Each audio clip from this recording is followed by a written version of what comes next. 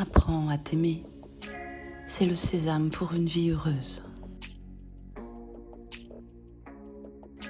Après maintes péripéties, de nombreux faux espoirs, une vie chargée d'égarements et de doutes, tu as décidé de faire le grand saut. Tu as compris que la vraie vie est bien plus belle que ce qu'on t'a fait croire jusqu'à maintenant. Tu as compris qu'une nouvelle ère s'annonce. Tu ressens que de nouvelles énergies sont à l'œuvre pour t'emporter loin des mensonges de notre société actuelle. Ce voyage vers le meilleur t'attire, mais tu te sens encore chenille, enfermée dans une chrysalide.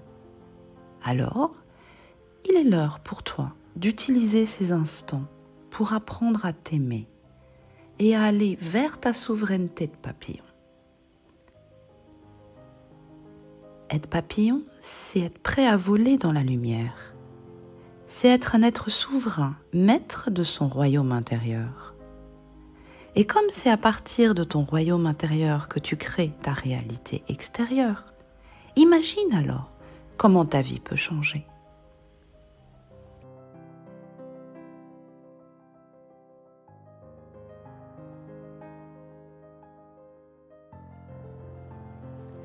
Alors, pour aider ton papillon à sortir de sa chrysalide, sois une personne qui a le contrôle de sa propre vie, c'est-à-dire consciente, qui observe ses propres émotions, sa communication et son comportement en toutes circonstances. Sois une personne pleine d'esprit, imprévisible, confiante, de statut élevé, mais par la hauteur et l'ouverture de son état d'esprit. À l'aise, quel que soit le lieu où tu te trouves, capable de discuter de tout ce qui te tient à cœur, de tout ce dont tu as envie et de manière intéressante. Sois direct, traite aisément des choses importantes que tu souhaites connaître. Sois une personne à la fois sérieuse et charmeuse. Sois une personne indépendante qui a ses propres envies, ses propres rêves dans la vie. Une personne capable de les réaliser seule. Tu ne dépends de personne, mais tu peux être accompagné et partagé. Sois libre. Et ceux qui t'entourent le seront également. Aie en toi la force tranquille de la féminité. C'est la force d'accepter et de recevoir ce que l'on t'offre, tout en réussissant à te détendre, à rester paisible et dans la sérénité. Accepte l'attention et les élans que les autres te portent, mais sans pour autant chercher à leur rendre l'appareil. Ne te bats pas. Ne cherche pas à conquérir ni à convaincre. Aie aussi en toi la force brute du masculin pour donner à tes actions l'élan nécessaire pour les réaliser, les rendre concrets, que tes souhaits les plus profonds puissent se construire pour rendre possible ton désir d'existence. Sois une personne sélective. Prends note des meilleurs atouts que les autres te présentent. Regarde leurs efforts et les performances qu'ils réalisent pour accéder à leur satisfaction personnelle. Laisse toujours planer le doute sur l'efficacité des stratégies qu'ils mettent en place pour avoir tes grâces, pour te laisser le temps d'en observer la pertinence. Reste toujours calme, même quand on te présente quelque chose qui paraît extrêmement intéressant. Mais ne dissimule jamais ce que tu as à offrir. Ta vie est unique et tu la rends géniale par tes pensées, tes actions et ton discernement. Ne laisse personne y entrer. Ne laisse personne accaparer ton précieux temps si elle ne mérite pas de faire partie de ton entourage parce qu'elle te compliquera la tâche au lieu de te la rendre plus facile et plus joyeuse. Être sélectif est la meilleure manière d'instaurer autour de toi de bonnes relations qui arrivent au bon moment avec les bonnes personnes. Je ne prends pas au sérieux les personnes qui font ceci ou cela est la formule magique pour communiquer rapidement, sans être critique, exigeant ou désespéré, que tu n'acceptes pas moins que ce que tu mérites et que ton propre respect est plus important que ton besoin de l'autre et qu'avoir la bonne relation est bien plus important pour toi que d'avoir n'importe quelle relation.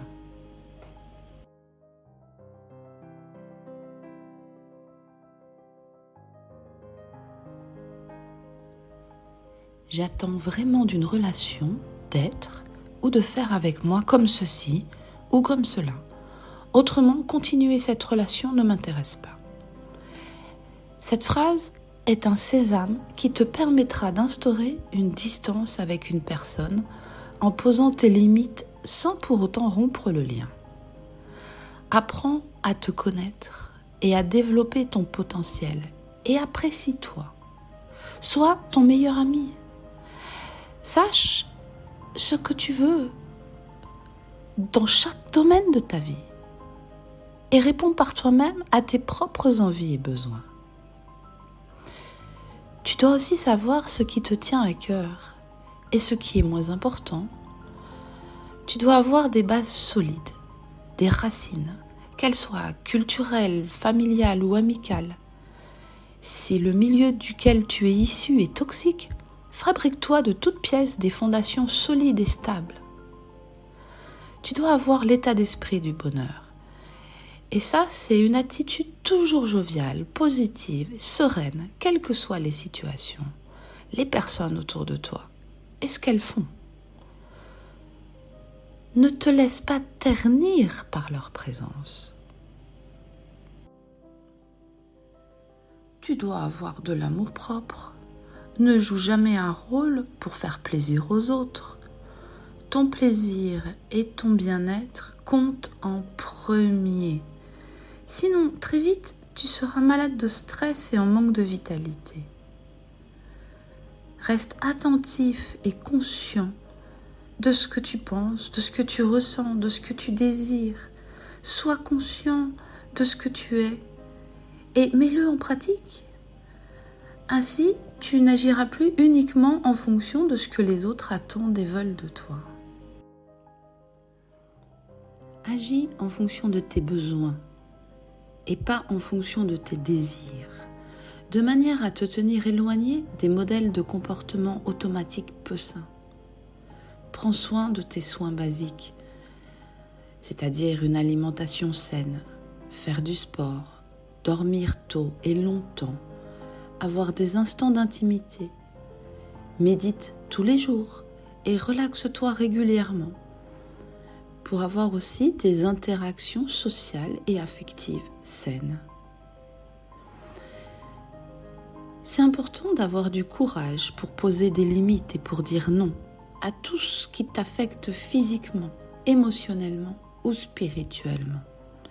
Protège-toi des personnes toxiques et ne perds plus d'énergie à sauver quoi que ce soit, qui que ce soit. Ne perds pas de temps avec ceux qui essaient d'empoisonner ton esprit et te tirer en arrière, te faire douter ou te menacer de les perdre. Un lien sain qui mérite d'être chéri ne dépend pas de ce que tu fais, mais de qui tu es. Et si tu dois t'oublier pour entretenir ce lien, c'est qu'il est déjà mort.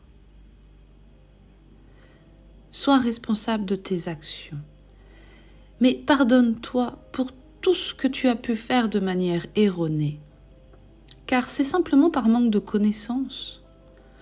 Apprends tes erreurs pour les comprendre et ne plus les reproduire. Félicite-toi pour tes réussites, mais accepte tes imperfections. Et vis avec de vraies intentions, de vrais projets, pour vivre une vie significative et saine. N'aime jamais quelqu'un d'autre ou quelque chose d'autre plus que toi-même. Le sacrifice ne doit jamais être une option. Fais confiance à la vie apporte toujours le meilleur pour te permettre de devenir la plus belle version de toi-même. Si quelqu'un ou quelque chose disparaît de ta vie, c'est qu'il y a bien meilleur plan pour toi que tu ne connais pas encore. Alors laisse les gens s'éloigner, partir s'ils le souhaitent, car enfermer quelqu'un est la pire des choses que l'on puisse lui faire. Et contrôler quelqu'un, contrôler une relation, c'est s'interdire de ressentir que l'autre est près de soi par envie. N'oublie pas, tant qu'une personne ne s'engage pas avec toi, tu es célibataire. Et si tu contrôles l'autre, tu es dans l'illusion d'une relation, mais en fait tu es toujours célibataire, sans en vivre les bénéfices. Quand une personne s'engage avec toi, et que toi tu t'engages avec elle,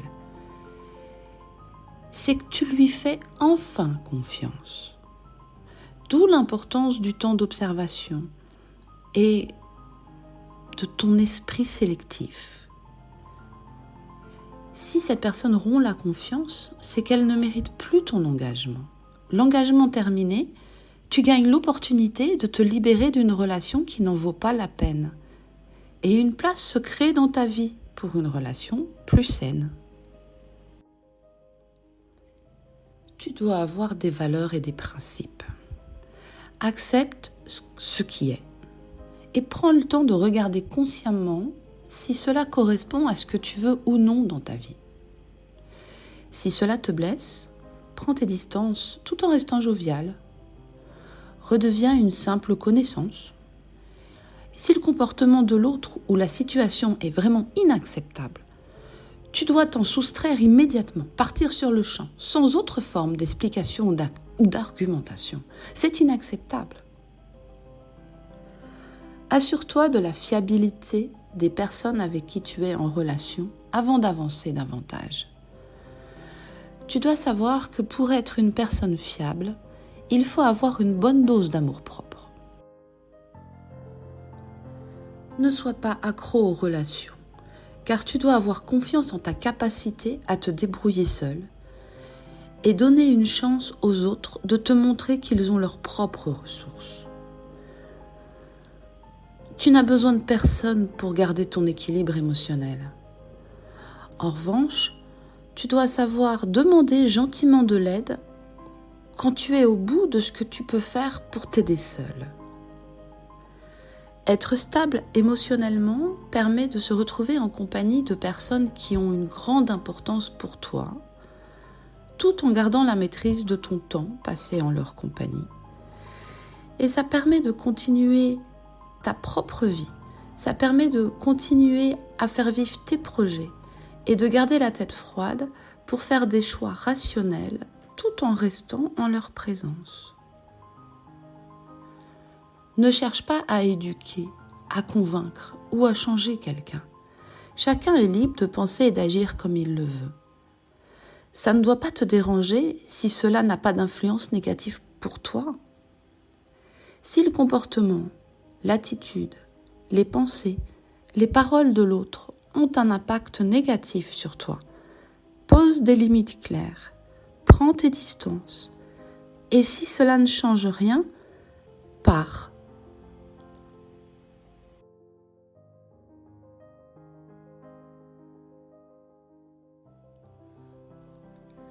Ne donne aucun conseil direct à quelqu'un sans qu'il te l'ait demandé. Si la personne te reconnaît une expertise et une valeur, elle saura faire sa demande si elle a besoin d'aide. N'accepte aucun conseil de quelqu'un qui ne te montre pas avoir appliqué ses propres conseils avec succès dans sa vie, qui ne peut pas t'apporter la preuve de sa maîtrise. Quand tu reconnais la valeur de l'expérience de quelqu'un, demande des conseils si tu en as besoin ou de l'aide, mais sans exiger une réponse immédiate. N'accepte pas qu'on essaye de t'influencer, de te changer, de t'éduquer dans une direction où tu ne veux pas aller. Et surtout quand tu n'as rien demandé. Si tu te comportes de manière déplacée, reconnais-le et présente des excuses sincères. Mais attends la même chose de la part de l'autre. Des fausses excuses peu sincères sont en général émises par des personnes qui ont un sentiment négatif d'eux-mêmes qu'ils souhaitent cacher. Aider les autres, c'est seulement les inspirer par ce qu'on a soi-même réussi à créer. Sur demande, tu peux apporter une expérience et un savoir-faire pour accompagner quelqu'un vers la sortie d'une impasse dans laquelle il se trouve. Mais là, c'est du soutien et de la transmission de connaissances.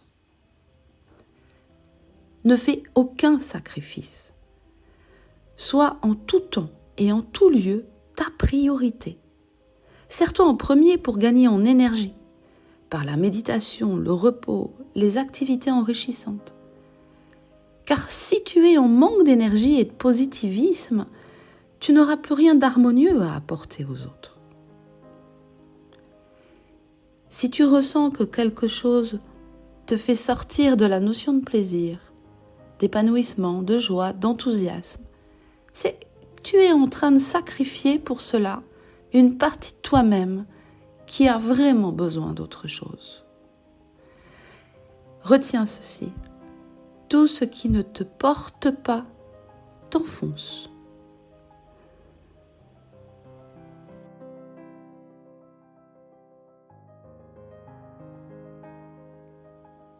Sois cool, ne te plains pas et ne parle pas de problèmes impossibles à résoudre tout le temps. Apporte des pensées et des sentiments positifs aux situations. Accepte de ne pas toujours avoir le contrôle et de te laisser entraîner quand il s'agit d'événements sociaux. En revanche, tu dois affirmer tes opinions et tes idées. Tu dois toujours avoir des options qui s'offrent à toi et des choses à faire pour t'occuper seul et te satisfaire. Ne force jamais personne à faire ce qu'il ne veut pas. Chacun doit décider de lui-même. Et attends-en autant de la part des autres envers toi. Tu dois savoir faire face à presque n'importe quelle situation sociale. Tu ne dois pas devenir anxieux ou nerveux en compagnie de certaines personnes, dans certains lieux et certaines situations. Ne demande pas ou n'exige pas des autres trop en une seule fois et n'aie pas peur d'être honnête. Tu dois savoir que ce que tu penses de toi-même et de ta manière d'en parler reflètera ce que les autres ressentent à ton égard. Donc ne minimise pas tes sentiments quand quelque chose t'affecte ou te dérange réellement. N'exagère pas non plus ce qui se passe autour de toi ou ce que quelqu'un fait. Mais ne dévoile pas tout ce que tu ressens ou vis. Réfléchis avant de parler. Ne mentionne pas de situation, de points ou problèmes malencontreux du passé, à moins que ça ne soit obligatoire ou extrêmement important, et que tu n'as pas été encore en mesure d'en parler. Sinon, vis l'instant présent.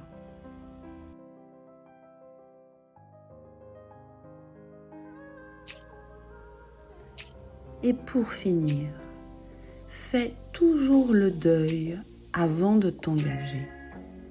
Que ce soit envers une personne, une situation, un projet, fais-en clairement le deuil avant de t'y investir, en faisant du mieux que tu peux. Ton bien-être, tes principes et tes valeurs sont ta seule priorité. Faire le deuil permet de lâcher la dette émotionnelle potentielle, c'est-à-dire le delta qu'il va y avoir entre les attentes idéales et la réalité, qui pourrait te lier à la personne, au projet ou à la situation vécue. Cela te permettra d'avoir une relation saine et équilibrée en ayant en permanence la possibilité de prendre des décisions rationnelles et non émotionnelles.